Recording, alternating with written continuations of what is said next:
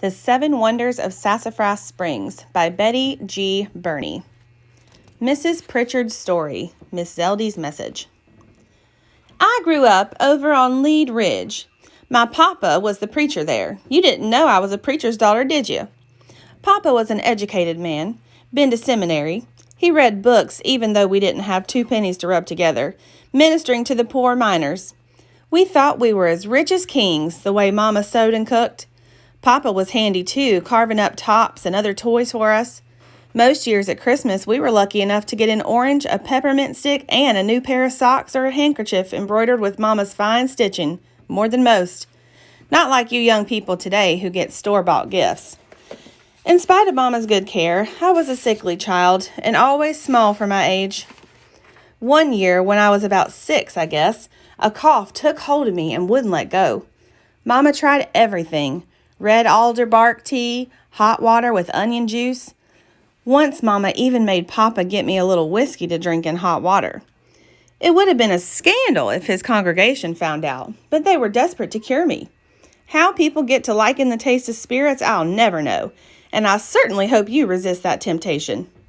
Anyway, Mama'd rub my chest with a mixture of kerosene, turpentine, camphor, and lard. Still, my cough got stronger and my body got weaker. My folks didn't think I'd last through the winter. Until I took sick, I slept upstairs with my sisters where it was cold as the devil's heart. So Mama fixed me a bed downstairs in front of the stove, trying to keep me warm, and Papa carried me wherever I needed to go. Around Thanksgiving, the coughing got worse. At Thanksgiving dinner, Pa said grace. Ma choked up and got tears in her eyes. I don't feel as thankful as I might, she said. Be thankful she's still here, Libby, Pa told her. I knew he was talking about me. A while later, they got the doctor to come. He had the sad look of a man who's given up. When he took Mama and Papa aside to talk, he shook his head like there was nothing he could do. The fever's taken hold. If only she'd been stronger to start with, I heard him say. She's in the Lord's hands now. Sure enough, I had a fever that left me shaking one minute and burning up the next. In between, I dreamed that I was floating in the air right up near the rafters of the moon. On Christmas Eve, like in a dream, I heard Papa tell Mama to pray with him that I'd make it to Christmas morning. It was a rough night and Mama never left my side a minute. The next day, when I woke up, the first thing I laid eyes on was my stocking. Peeking up over the top was my very own baby doll, my precious Miss Zeldy. Oh, and there was a tiny chair in bed for her, carved by Papa. Mama had made her all kinds of hats and aprons and such. Pretty things, even a coat with real fur collar. I thought Miss Zeldy was the most beautiful doll in the world. Little did I know the power she held. I cuddled her and kissed her. Papa teased me by calling me Little Mama. I like that. I thought of Miss Zeldy as my own baby, as much as of any of my 6 children were later on. That's the gospel truth. That night at bedtime, I heard Mama tell Papa she made it through the day. That doll's worked a miracle. Of course, he reminded her that only the Lord can work a miracle. Mama said she didn't care who made the miracle, she only cared that I was alive. I'd never heard Mama talk back to Papa like that before.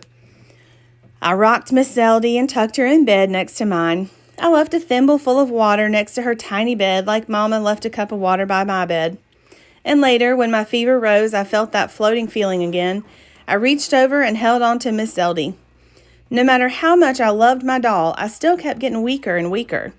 When Mama put a piece of flannel cloth on my chest with the kerosene and turpentine remedy on it, I made her put one on Miss Zeldy too.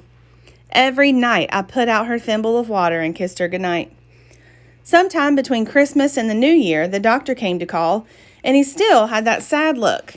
Her heart is weak, I heard him tell Mama and Papa. Keep praying, but you'd best prepare for the worst. It was odd because even though I could hear them talking, I felt like I was floating on a cloud above them. What they said didn't seem to have anything to do with me. Floating felt nice. I was drifting farther and farther away like I was gliding up to heaven. I'd always liked to watch the barn swallows soar and swoop across the sky. That's what I was doing, soaring and swooping, flying farther and farther away from Earth. Then I heard a voice. Although I'd never heard it before, I knew right away who that voice belonged to. Little Mama, I'm thirsty. Little Mama, I want something to drink, the voice called. I didn't like being interrupted. I wanted to float forever, but that funny voice kept calling me. Wake up, little mama, I need a drink. Give me a drink now, mama, please.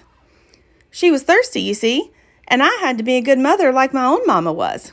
I had to stop floating and come back down to earth and get Miss Zeldy a drink. I was certain of it then as I am now.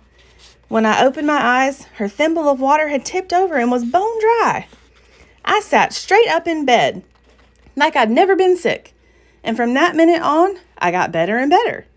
The doctor said I was just out of my head until the fever broke. Papa called it a miracle and preached about it in church. When I tried to tell them I'd heard Miss Zeldy, they smiled and said it was the sickness. Why won't anyone believe it was my doll? I moaned in frustration. I believe you, Mama said. She kissed me goodnight, and she kissed Zeldy too.